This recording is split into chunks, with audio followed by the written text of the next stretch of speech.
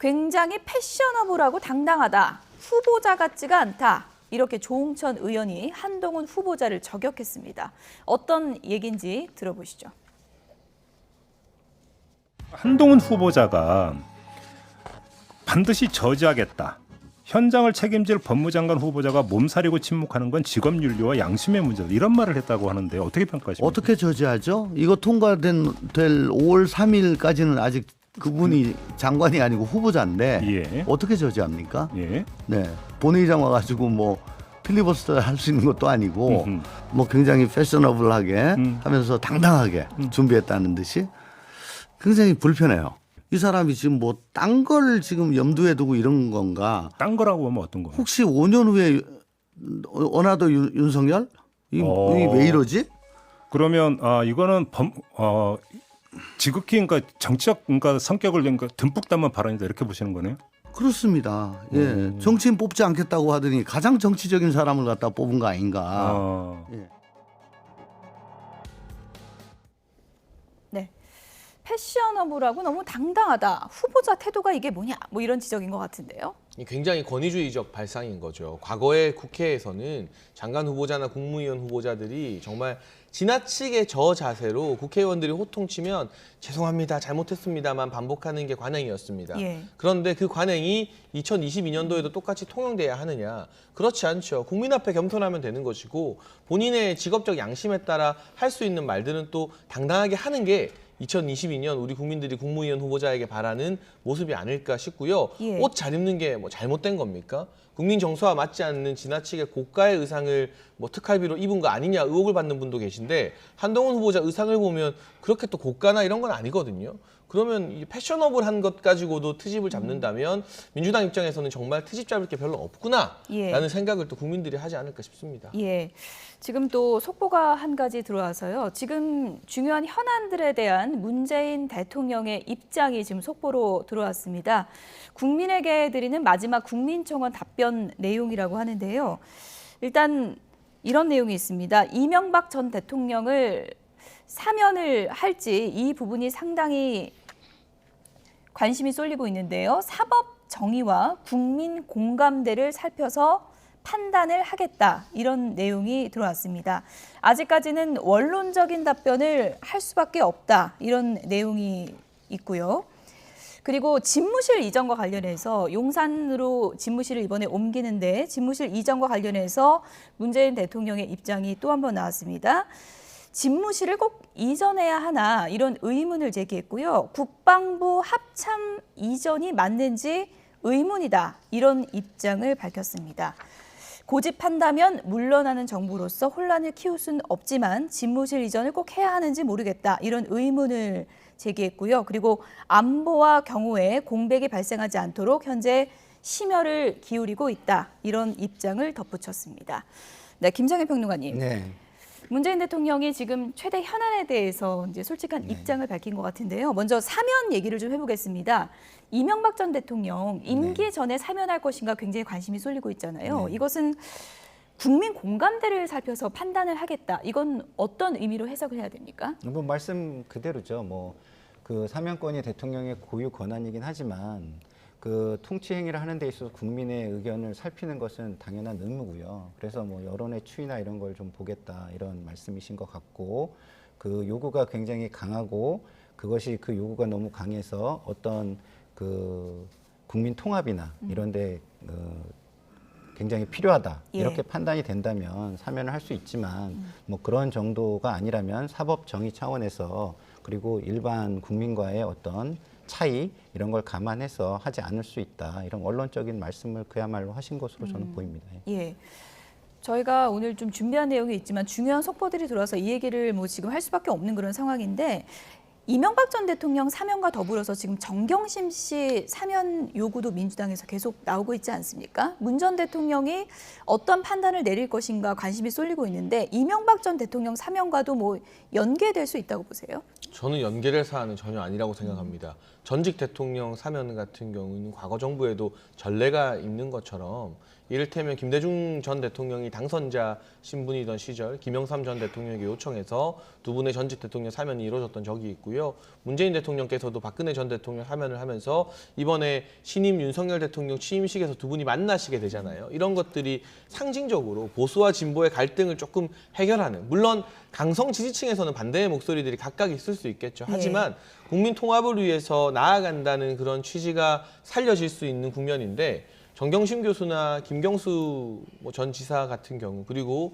보수 지정의 또 다른 정치인 누가 되었건 간에 전직 대통령 사면과 준할 정도의 국민 통합에 의미를 가지는 분은 있을 수가 없거든요. 그래서 그건 좀 구분해서 봐야 되는 것이고, 전직 대통령을 사면하게 됐을 때는 일부 반대층의 비토 목소리는 분명히 나오겠지만 이게 시간이 지났을 때 역사가 이게 무리한 사면이었다고 평가할 가능성은 거의 없습니다. 그냥 수순이라고 생각하는 것이고, 오히려 다음 대통령에게 정치적 부담을 안겨주지 않기 위해서 현직 대통령이 국민 통합을 위한 결단을 내렸다라고 평가받을 가능성이 큰데요. 이 전직 대통령에 준하지 아니하는 다른 정치인이나 또는 정치 관련 민감한 분의 이 사면을 임기 말에 결정하게 되면 거기에 대해서는 또 역사적 비판이 따라올 수 있는 부분이기 때문에 청와대의 고심이 깊어야 한다고 생각합니다. 네. 근데 워낙에 지금 문재인 대통령을 향한 민주당 쪽에서의 그런 요구가 상당히 높기 때문에 김경수 전 지사도 마찬가지 아니겠습니까? 문 대통령의 고심이 깊을 수밖에 없을 것 같아요. 근데 뭐 장해찬 단장께서 잘 말씀을 해주셨는데요. 김경수 지사의 문제는 좀 전 다르다고 보고요. 뭐 정치인의 사면 이런 거는 전직 대통령의 사면과는 좀 다르게 느껴질 거라고 보여집니다. 정경심 교수도 마찬가지고요. 전직 대통령의 사면조차도 굉장히 심사숙고를 해야 되는데 그렇지 않은 분들, 한쪽 정치에 뭐 몸담아 있는 정치인을 사면하는 거라면 더더욱이 신중해야 되지 않을까 이런 생각이 들고요. 이명박 대통령 사면에 있어서 제가 좀 아쉬운 부분은 국민의 공감대를 좀 더 끌어내려면 이명박 대통령께서도 본인의 과거를 좀 뉘우치시고 약간 사과하시고 미래를 향한 어떤 그런 모습을 좀 보여주셨으면 조금 문재인 대통령의 사면을 할 수 있게 좀 하는데 좀 도움이 되지 않을까 이런 좀 아쉬움이 좀 있습니다. 예. 문재인 대통령이 지금 또 하나 용산 집무실 이전과 관련해서도 앞서 언론 대담에서도 조금 마땅치 않다 이런 입장을 밝힌 바가 있는데 또 한 번 좀 부정적인 기류를 드러냈습니다. 청와대를 국민께 돌려드린다는 예. 것, 또 광화문 시대가 되었건 용산 시대가 되었건 새로운 시대를 열겠다는 건 문재인 대통령의 공약이었습니다. 그런데 문재인 대통령은 지키지 못했던 공약을 윤석열 당선인이 취임 첫날부터 지키는 것에 대한 불편한 마음이 있는 게 아닌가. 설령 문재인 대통령께서 이런 생각을 갖고 있다 하시더라도 떠나는 정부, 물러나는 정부, 그리고 예비비 의결까지 다 끝나고 이 청와대 개방과 용산 이전이 확정된 지금 시점에서 굳이 이렇게 말씀하실 사안인가에 대해서는 아쉬움을 많이 느낄 수밖에 없고요. 제가 청와대 이전 TF 업무를 돕느라 청와대 경내에 한번 다녀온 적이 있습니다. 예. 그런데 이런 좋은 곳이 그동안은 이 대통령과 대통령 주변의 측근들에게만 허락된 것이었구나. 이곳이 국민들께 개방이 되면 얼마나 많은 국민들이 좋아할까. 정말 잘 해놓았더라고요. 그래서인지 지금 여러 가지 앱을 통해서 신청을 받고 있는데 신청받은 지 하루 만에 청와대 관람하겠다고 우리 국민 100만 명이 접수를 했습니다. 그야말로 기록적인 열기 아니겠습니까? 그래서 여러 가지 논란이 있고 걱정되는 부분도 일견 이해는 합니다만 예. 막상 청와대가 국민 품으로 돌아가게 되는 5월 10일 이후에 국민분들이 100만 명 이상 벌써 신청한 분들이 청와대를 보고 즐기고 그곳을 이제 국민의 공간으로 누리게 된다면 지금 있는 일부 반대 여론도 저는 금방 개방하길 잘했다. 이건 정말 큰 결단이었다라고 평가하는 쪽으로 돌아설 거라고 예. 확신을 합니다. 앞서서 저희가 야외 마스크 해제 조치에 대한 또 인수의 입장도 현장 연결해서 전해드렸는데요. 새 정부 취임식을 앞두고 지금 신구 권력 간의 신경전이 좀 계속되고 있는 양상이다 이렇게 보이고요. 국회에서는 저희가 앞서도 좀 짚어봤지만 또 청문정국 앞두고 지금 여야 신경전이 극에 달하고 있지 않습니까? 네, 그렇습니다. 한동훈 후보자 얘기를 저희가 좀 하다가 현장을 연결을 했는데 한동훈 후보자에 대한 뭐 민주당의 지금 소통력, 너무 뭐 패셔너블하다, 당당하다 이런 비판들이 오히려 체급을 키워준다 이런 또 시각도 있는 것 같습니다. 뭐 체급을 키워줄 수는 있겠지만 그렇다고 해가지고 지적할 것을 지적 안 할 수는 없겠죠. 한동훈 후보자는 제가 볼 때는 좀 약간 말씀이 과하세요. 뭐 벌써 국무위원이 아니라 정치인이 된 것 같은 그런 느낌이거든요.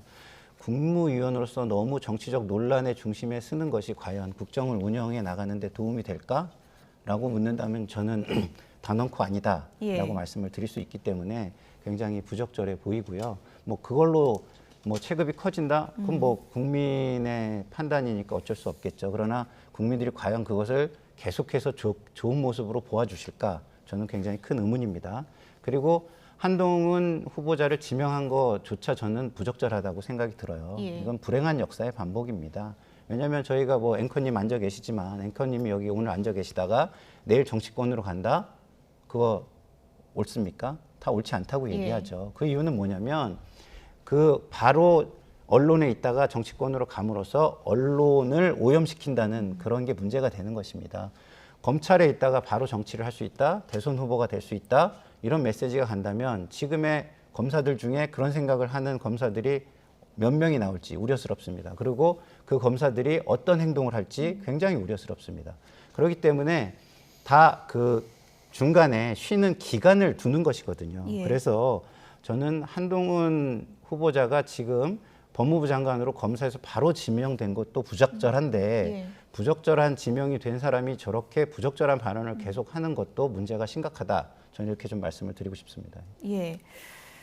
근데 지금 민주당에서는 조홍천 의원 같은 경우에는 어나더 윤석열을 말하는 게 아니냐, 뭐 이런 지적까지 했고요. 그리고 이제 뭐 소통력 이런 말까지 하고 있습니다. 검수완박도 한동훈 한마디에 뒤집힌 게 아니냐 이런 지적인데 어떻게 보십니까? 윤석열 당선인을 대선 주자급으로 키워준 게 바로 민주당이거든요. 추미애 전 장관이 혁혁한 공로를 세우셨죠. 이 자리를 빌어 다시 한번 감사드리고요. 그런데 그걸로도 모자라서 한동훈 법무부 장관 후보자 아직 장관으로 임명되지도 않았는데 대선 주자급으로 또 민주당이 키워주고 있습니다.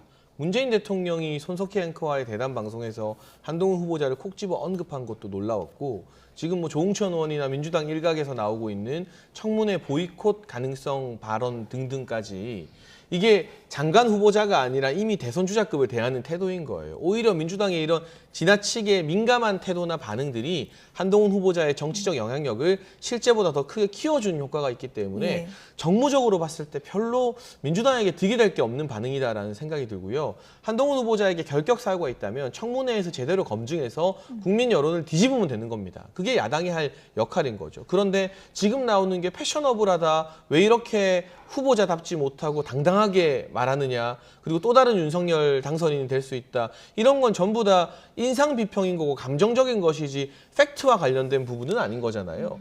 뭔가 결정적인 한 방을 찾아내는 노력을 라디오 나와서 패셔너블 운운하기 전에 하셔야 될 것 같고요.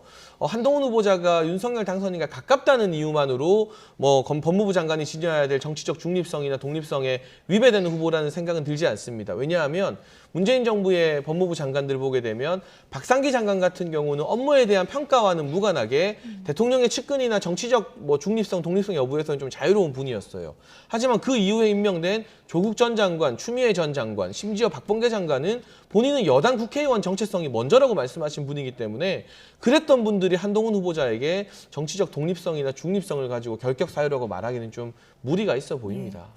그분들이 한동훈, 말하기는 어렵지만 예. 저처럼 평론하거나 국민들이 볼 때는 굉장히 부적절하다고 말할 수 있죠. 예, 어쨌든 뭐 한동훈 대리의 본격 나선 민주당인데 한동훈 후보자 청문회는 꼭 챙겨봐야겠다 이런 분들이 많더라고요. 네, 맞습니다. 어떤 선고 질문이 나올지 지켜보겠습니다. 김상일 정치평론가, 장해찬 인수위 청년소통 TF 단장 두 분이었습니다. 고맙습니다. 감사합니다.